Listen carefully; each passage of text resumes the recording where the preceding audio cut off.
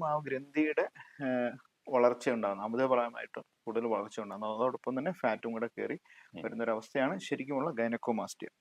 അത് ഗ്ലാൻഡ് ഉണ്ടെങ്കിൽ നമ്മൾ അതിനെ ട്രൂ ഗൈനക്കോമാസ്റ്റിയ എന്ന് പറയും. ഗൈനക്കോമാസ്റ്റിയ എന്ന് പറയും. അല്ല, വെറുതെ ഫാറ്റ് മാത്രം അക്യുമുലേറ്റ് ചെയ്യുന്ന അവസ്ഥയുണ്ട്. ഇപ്പൊ വണ്ണമുള്ള ആൾക്കാരിൽ ചെസ്റ്റിൽ കുറച്ച് ഫാറ്റ് എക്സസ് ആയിട്ട് വരാം. അതിനെ നമുക്ക് ട്രൂ ഗൈനക്കോമാസ്റ്റിയ, ഫോൾസ് ഗൈനക്കോമാസ്റ്റിയ അല്ലെങ്കിൽ സ്യൂഡോ ഗൈനക്കോമാസ്റ്റിയ, അങ്ങനെയാണ് ഇതിന് പറയുന്നത്. ഓക്കെ. അപ്പൊ ഇതുകൊണ്ട് ഹെൽത്ത് റിലേറ്റഡ് ആയിട്ട് എന്തെങ്കിലും ഇഷ്യൂസ് വരാൻ സാധ്യതയുണ്ടോ? ഇതുകൊണ്ട് ഹെൽത്ത് റിലേറ്റഡ് ആയിട്ടുള്ള ഇഷ്യൂസ് അല്ല കൂടുതലും വരുന്നത്. ഇത് ഇപ്പോൾ ഒരു 13-14 വയസ്സായിട്ടുള്ള കുട്ടികൾ അവർ ഒരു മെച്യൂരിറ്റി എത്തി തുടങ്ങുമ്പോൾ, അവരുടെ ശരീര സൗന്ദര്യ സങ്കല്പങ്ങളൊക്കെ ആയി തുടങ്ങുമ്പോൾ തന്നെ അവർക്കൊരു ഇറിറ്റേഷനാണ് ഇത്. അവർക്കൊരു ഡിപ്രഷൻ പോലത്തെ ഒരു ഫീലിംഗ് ആണ്, ഒരു അപകർഷതാബോധം ഉണ്ടാവും. മറ്റുള്ള കുട്ടികൾ ശ്രദ്ധിക്കുമോ, അല്ലെങ്കിൽ